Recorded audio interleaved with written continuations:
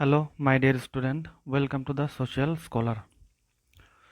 आप लोग अक्सर सुने होंगे कि ये रिन्यूएबल रिसोर्स है, ये नेचुरल रिसोर्स है, ये ह्यूमन रिसोर्स है, ये मैन मेड रिसोर्स है, ये बायोटिक रिसोर्स है, ये बायोटिक रिसोर्स है, हाँ। या फिर इंडिविजुअल रिसोर्स, नेशनल रिसोर्स, ये बहुत अलग अलग तरीके का नाम सुने होंगे आप लोग। तो हालांकि ये नाम अलग अलग है, लेकिन है तो सारे चीज़ एक ही, लेकिन इसको क्लासिफाई अलग अलग तरीके से किया गया है। ठीक है, हम लोग का ये रिसोर्स को अलग अलग तरीके से क्लासिफाई किया गया है। जैसे हम लोग के इस अर्थ में बहुत वैरायटी का रिसोर्स मिलता है, ठीक। उसी वैरायटी के ऊपर बेस करके हम लोग रिसोर्स को बहुत वैरायटी में या फिर बहुत सारा ग्रुप में क्लासिफाई कर सकते हैं। इसमें से जो बेसिक सा क्लासिफिकेशन है वो आज हम लोग पढ़ेंगे। ठीक है, हम लोग का जो रिसोर्स का जो क्लासिफिकेशन है, मेनली हम लोग चार ग्रुप में क्लासिफाई कर सकते हैं। ठीक है, पहला आपका है ओरिजिन के ऊपर। ठीक है, वो प्रोसेस का, ओरिजिन का जो प्रोसेस है उसके ऊपर हम लोग रिसोर्स का क्लासिफाई कर सकते हैं। ठीक है, सेकंड है आपका स्ट्रक्चर क्या है, रिसोर्स है, रिसोर्स का स्ट्रक्चर क्या है, उस स्ट्रक्चर के ऊपर बेस करके हम लोग क्लासिफाई कर सकते हैं। उसके बाद बेस्ड ऑन अवेलेबिलिटी और ड्यूरेबिलिटी, एक रिसोर्स का पाने का क्या जरिया है, ठीक है, या फिर कितना दिन दिन चलता है वो, ठीक है, उसके ऊपर हम लोग रिसोर्स को बांट सकते हैं। इसको बोलते हैं बेस्ड ऑन अवेलेबिलिटी, है ये रिसोर्स अवेलेबल है या नहीं। ठीक है, लास्ट वन है आपका बेस्ड ऑन ओनरशिप। ओनरशिप मतलब मालिकी। ठीक है, ये रिसोर्स का कौन मालिक है, उस रिसोर्स का मालिक कौन है, इसके ऊपर भी हम लोग रिसोर्स को क्लासिफाई कर सकते हैं। ठीक है, तो मेनली हम लोगों का रिसोर्सेज का जो क्लासिफिकेशन है वो चार ग्रुप में है। क्या क्या है, एक based on the process of origin, ठीक है, एक सेकंड है based on the structure, third है बेस्ड ऑन अवेलेबिलिटी और ड्यूरेबिलिटी, और फोर्थ है बेस्ड ऑन ओनरशिप। हम लोग पहला वाला क्लासिफिकेशन देखेंगे। ठीक है, पहले वाला क्लासिफिकेशन जो है वो है आपका based on the process of origin. Okay, यहाँ पे बेसिकली वो सब रिसोर्स मतलब क्या क्या आएगा, रिसोर्स मतलब कोई भी रिसोर्स कैसे ओरिजिनेट हुआ नेचर में, ठीक है, उसका प्रोसेस क्या है, उस हिसाब से हम लोग इसको क्लासीफाई करेंगे। और यहाँ पे अगर हम लोग फर्दर क्लासीफाई करेंगे based on the process of origin को, ठीक है, यहाँ पे बेसिकली हम लोग तीन टाइप का रिसोर्सेस मिलेगा। एक है natural resource, manmade resource and human resource. ठीक है, और आपका जो सेकंड है बेस्ड ऑन स्ट्रक्चर, ये रिसोर्स का स्ट्रक्चर के ऊपर बेस करके हम लोग दो तरह का फर्दर दो टाइप में डिवाइड कर सकते हैं, एक biotic and another is abiotic resource. उसके बाद हम लोग का ये जो बेस्ड ऑन अवेलेबिलिटी है, हाँ, कोई भी रिसोर्स कहाँ पे कितना अमाउंट में पाया जाता है, कितना दिन तक हम लोग उससे रिसोर्स कलेक्ट कर सकते हैं, एक्सट्रैक्ट कर सकते हैं, उसके ऊपर उसके हिसाब से भी हम लोग कर सकते हैं क्लासिफिकेशन। वो है, उसका है नाम है ये रिन्यूएबल एंड नॉन रिन्यूएबल। ठीक है, इस कैटेगरी में, इस ग्रुप में हम लोग दो टाइप में बांट सकते हैं, एक है renewable and non renewable resources, और लास्ट वन में आपका ओनरशिप के ऊपर, ओनरशिप को बेस करके हम लोग तीन टाइप में फर्दर डिवाइड कर सकते हैं, एक इंडिविजुअल रिसोर्स, ठीक है, एक national resource and international resource. तो चलिए देखते हैं फर्दर, इसको हम इन डिटेल में पढ़ते हैं। पहले हम लोग देखेंगे ये नेचुरल रिसोर्स।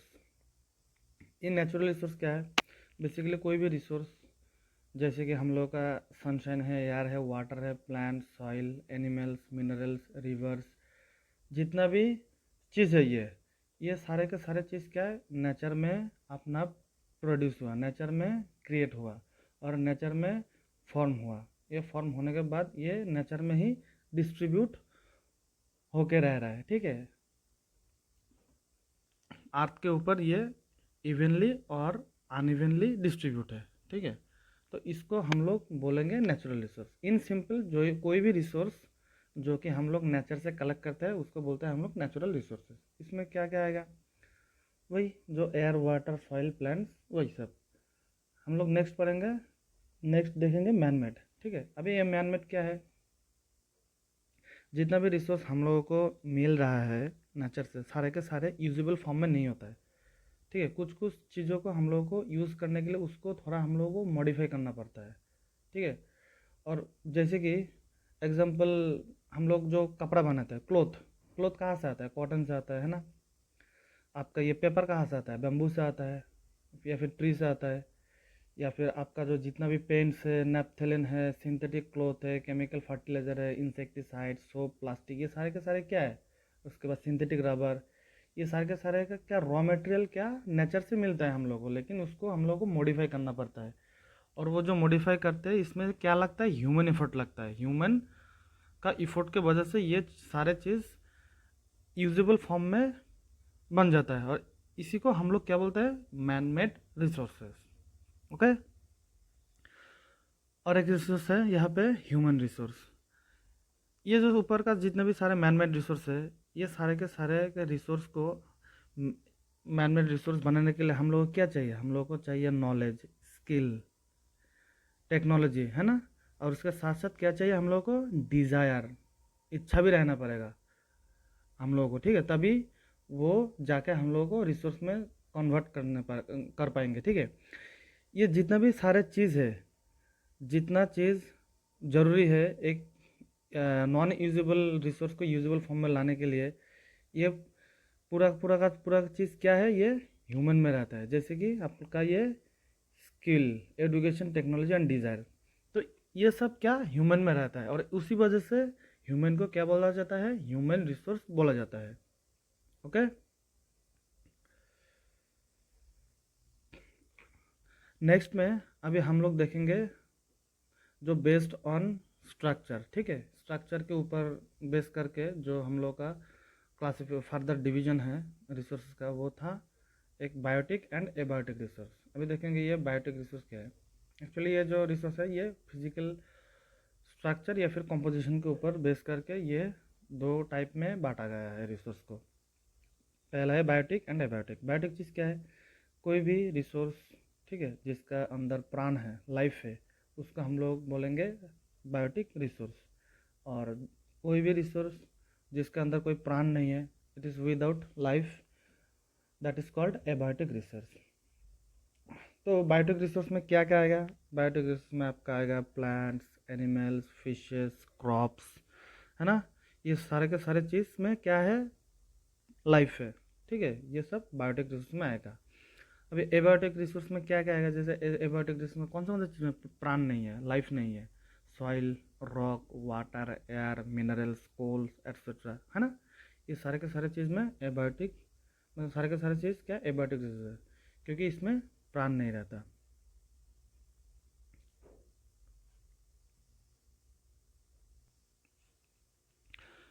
अभी हम लोग देखेंगे थर्ड टाइप का जो ग्रुप है, 3 नंबर वाला जो ग्रुप है, based on availability and durability. उसके ऊपर बेस करके हम लोगों का रिसोर्स दो टाइप में बांटा गया है, एक है रिन्यूएबल रिसोर्स और एक है नॉन रिन्यूएबल रिसोर्स। ठीक है, रिन्यूएबल रिसोर्स क्या है? अगर कोई भी रिसोर्स जो कि अवेलेबल है हम लोग का अर्थ में, और वो यूज़ करने के बाद भी क्या ख़त्म नहीं होता, ठीक है, दैट इज़ इनएग्जॉस्टिबल। ठीक है, मतलब यूज़ तो कर रहे हैं, लेकिन हम लोग के यूज़ के साथ साथ वो रिजेनरेट हो रहा है नेचर में। ठीक है, और वो ख़त्म नहीं हो रहा है, उसको हम लोग बोलेंगे रिन्यूएबल रिसोर्सेज। ठीक है, इसमें आपका क्या क्या आएगा?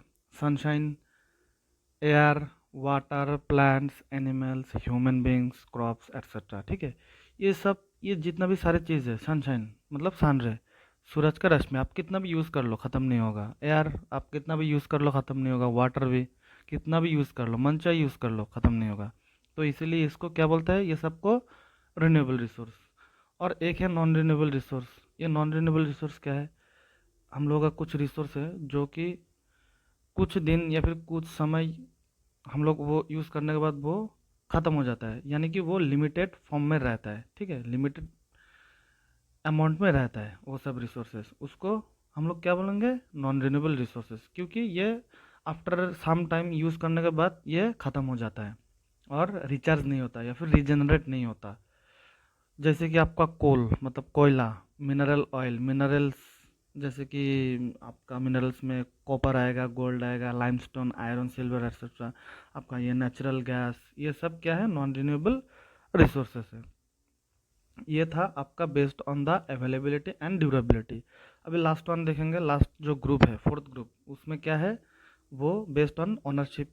ठीक है, उस ओनरशिप के ऊपर बेस करके रिसोर्स को तीन टाइप में डिवाइड किया गया है। एक है individual resource, national resource and international resource. अभी इंडिविजुअल रिसोर्स में क्या क्या आएगा, हाँ, ये इंडिविजुअल रिसोर्स को ना हम लोग पर्सनल रिसोर्स भी बोल सकते हैं, ठीक है, क्योंकि ये पर्सनल चीज़ होता है। कोई भी रिसोर्स, ठीक है, जो कोई एक व्यक्ति के अंडर आता है, क्या कोई भी रिसोर्स, कोई मतलब वो व्यक्ति के खुद का अंडर है, ठीक है, उसको हम लोग क्या बोलेंगे, इंडिविजुअल रिसोर्स। कोई भी रिसोर्स जो कि पाया जाता है, हाँ, एक इंडिविजुअल के पास, ठीक है, उसको हम लोग क्या बोलेंगे, इंडिविजुअल रिसोर्सेस। जैसे कि आपका ये लैंड हो गया, हाउस होल्ड प्रॉपर्टीज हो गया, या फिर गुड सेल्फ एट्रीब्यूट्स। हाँ, गुड सेल्फ एट्रीब्यूट्स क्या है, कोई भी आदमी का जो गुण होता है, जैसे कि good character, education, working skill etcetera, ये क्या है, कोई भी आदमी का पर्सनल एट्रीब्यूट होता है। तो इस सारे चीज़ को हम लोग क्या बोलेंगे, इंडिविजुअल और पर्सनल रिसोर्स बोलेंगे। अभी हम देखेंगे नेशनल रिसोर्स, ठीक है। नेशनल रिसोर्स क्या है, वो तमाम सारे रिसोर्सेज जो एक कंट्री के अधीन हैं, जो सब कंट्री के सारे रिसोर्सेज कंट्री के अंडर आते हैं, ठीक है। जैसे कि आपका ये ट्रांसपोर्ट नेटवर्क क्या है, ये जो रोड का जो नेटवर्क है, ठीक है। उसके बाद land, reverse, bridges, wild life sanctuaries, plants and animals present in the forest, ठीक है। ये जंगल में जितना भी प्लांट्स है, एनिमल्स है, वो सब। उसके बाद educational institutions, college, universities, administrative system, government, ये सारे के सारे चीज़ क्या है, नेशनल रिसोर्स है, ठीक है। फॉर एग्जांपल हम लोग का जन Kaziranga national park, Raimona national park, Manas national park, ये सारे के सारे चीज़ क्या है, नेशनल रिसोर्सेज है। इसके बाद भी कुछ ऐसा भी रिसोर्स होता है जो दो या फिर तीन कंट्री के अधीन भी होता है, ठीक है, या फिर पूरे विश्व, पूरे वर्ल्ड के अधीन आता है, पूरे वर्ल्ड के अंडर आता है। उस सारे के सारे चीज़ को क्या बोलते हैं, उस सारे रिसोर्स को क्या बोलते हैं हम लोग, इंटरनेशनल रिसोर्स बोलते हैं। हाँ, तो जैसे कि ये ओशियंस है, सीज है, और ओशियन और सीज में रहने वाला जो जितना भी मिनरल्स है या फिर बायोटिक रिसोर्सेस है, ये सारे के सारे क्या है, ये सारे के सारे चीज़ इंटरनेशनल रिसोर्स में आता है। ये सारे के सारे चीज़ है इंटरनेशनल रिसोर्स है। इसके साथ साथ हम लोग का एटमॉस्फेयर, मतलब ये जो स्पेस है ऊपर, ये है, ये एटमॉस्फेयर, उसके बाद फॉरेस्ट, ये भी इंटरनेशनल रिसोर्स है। अभी आप लोगों के माइंड में क्वेश्चन आते होंगे, सर फॉरेस्ट कैसे इंटरनेशनल रिसोर्स होगा। जी हाँ, फॉरेस्ट इंटरनेशनल रिसोर्स होता है, क्योंकि कई जगह पे देखा है, कई कॉन्टिनेंट में देखा गया है कि ये फॉरेस्ट जो है ना, एक कंट्री में नहीं, दो, एक से ज़्यादा, दो या फिर तीन कंट्री में डिस्ट्रीब्यूटेड रहता है। फॉर एग्जांपल हम लोग का जो सुंदरबन जो फॉरेस्ट है, ये सुंदरबन फॉरेस्ट हम लोग का इंडिया में भी है, बांग्लादेश में भी है। तो इसका जो ओनरशिप है, दो कंट्री है, एक इंडिया है, बांग्लादेश। एग्जैक्टली वो हम लोग का जो अमेजोन फॉरेस्ट है, वो ब्राज़ील में भी है, आपका ये वेनेजुएला, उसके बाद गुयाना, ये सब कंट्री में भी है, ठीक है। तो ऐसे करके बहुत सारा ऐसा सी चीज़ होता है जो दो या फिर तीन कंट्री में डिस्ट्रीब्यूटेड रहता है। तो ये जितना भी हम लोग देखे, ये सारे के सारे चीज़ क्या है, इंटरनेशनल रिसोर्स है, ठीक है। अभी आप लोगों के माइंड में क्वेश्चन आते होंगे कि सर ये जो इंटरनेशनल रिसोर्सेज है, ये तो यूज़ करते हैं हम लोग। जी हाँ, यूज़ करते हैं, लेकिन सर ये यूज़ जो करते हैं, कौन सा कंट्री कितना यूज़ करेगा, ये कौन तय करेगा, ये देखभाल कौन करेगा। क्योंकि अक्सर क्या होता है, अगर रिसोर्स को अगर हम लोग यूज़ करने में, मतलब आपस में अगर बांटेंगे, तो इसमें क्या आता है, प्रॉब्लम आएगा। क्या प्रॉब्लम आएगा इसमें, डिस्टरबेंस, मतलब हल्ला, ठीक है। अगर दो तीन कंट्री में रिसोर्स बटा हुआ है, डिस्ट्रीब्यूटेड है, तो कौन सा कंट्री कितना यूज़ करेगा, वो उसका सुपरवाइज कौन करेगा, एक इंटरनेशनल बॉडी है, ठीक है, जिसका नाम है यूएनओ, यूनाइटेड नेशन ऑर्गेनाइजेशन, ठीक है। ये यूनाइटेड नेशन ऑर्गेनाइजेशन ये इसका दायित्व है, रिस्पॉन्सिबिलिटी है कि हम लोग का जितना भी इंटरनेशनल रिसोर्सेस है इसको ठीक ठाक से मैनेज करना। Managing in the sense of exploitation and utilisation, ठीक है, कौन सा कंट्री कितना रिसोर्स को एक्सप्लॉइट करेगा, यूटिलाइज करेगा, ठीक है, इसको लेकर कोई विवाद ना हो, कंट्री के बीच डिस्प्यूट ना हो, वो देखना होता है, ठीक है। इसके साथ साथ और चीज़, और और एक मैंने दो कॉन्सेप्ट है वो आप लोग याद रखना, ठीक है। और दो कॉन्सेप्ट क्या है, ये आप लोगों का एक कॉन्सेप्ट है यूबिक्विटस रिसोर्स, और एक है आपका लोकलाइज्ड रिसोर्स। यूबिक्विटस रिसोर्स क्या है, जितना भी हम लोग का नेचुरल रिसोर्स है, for example sunshine, air, water, ये सारे के सारे चीज़ क्या है, all all the places we can find it, ठीक है। अर्थ सरफेस में जितना भी जगह है सारा जगह पे ये हम लोग पाएंगे, ये मिल जाता है, ठीक है। तो जितना भी नेचुरल रिसोर्स है जो पृथ्वी के अर्थ सरफेस में सारे के सारे जगह में अवेलेबल है, पाया जाता है, ठीक है, उसको बोलेंगे हम लोग यूबीक्विटस रिसोर्स, ठीक है। और लोकलाइज्ड रिसोर्स क्या है, ऐसे भी बहुत सारा कुछ नेचुरल रिसोर्स होता है जो अर्थ सर्विस में सभी जगह में अवेलेबल नहीं होता, वो स्पेशली कुछ एक रीजन या फिर सेलेक्टेड प्लेस में मिलेगा, उसको हम लोग क्या बोलेंगे, लोकलाइज्ड रिसोर्सेज, ठीक है। ये लोकलाइज्ड रिसोर्स में क्या आएगा आपका, ये कोल, पेट्रोलियम, आयरन और यूरेनियम, ये क्या है, ये कुछ स्पेशल जगह पे या फिर सिलेक्टेड प्लेस में रहता है, ये सारे जगह पे वर्ल्ड के या फिर अर्थ के सारे जगह पे नहीं रहता। फॉर एग्जांपल गल्फ कंट्री में क्या है, ऑयल है, रशिया में ऑयल है, ये हम लोग इंडिया में है नहीं, है ना, ठीक। तो ये सारे के सारे चीज़ क्या है, लोकलाइज्ड रिसोर्स। और वो जितना भी रिसोर्स है जो सारा जगह अवेलेबल होता है उसको हम लोग क्या बोलेंगे, यूबिक्विटस रिसोर्स। और कुछ रिसोर्स जो सारी जगह अवेलेबल नहीं होता, कुछ सिलेक्टेड प्लेसेस पे अवेलेबल होता है, उसको हम लोग क्या बोलेंगे, लोकलाइज्ड रिसोर्सेज, ठीक है। तो ये था हम लोग का रिसोर्सेज का क्लासिफिकेशन में। नेक्स्ट क्लास में हम लोग पढ़ेंगे कंजर्वेशन ऑफ रिसोर्सेज, ठीक है, रिसोर्स कंजर्वेशन के बारे में पढ़ेंगे, इसका मीनिंग क्या है, नीड क्या है, और मेथड कौन सा मेथड यूज़ करके हम लोग इसको कंजर्व करेंगे, ठीक है। तो thank you for watching, next class में ये हम लोग पढ़ेंगे। Bye bye.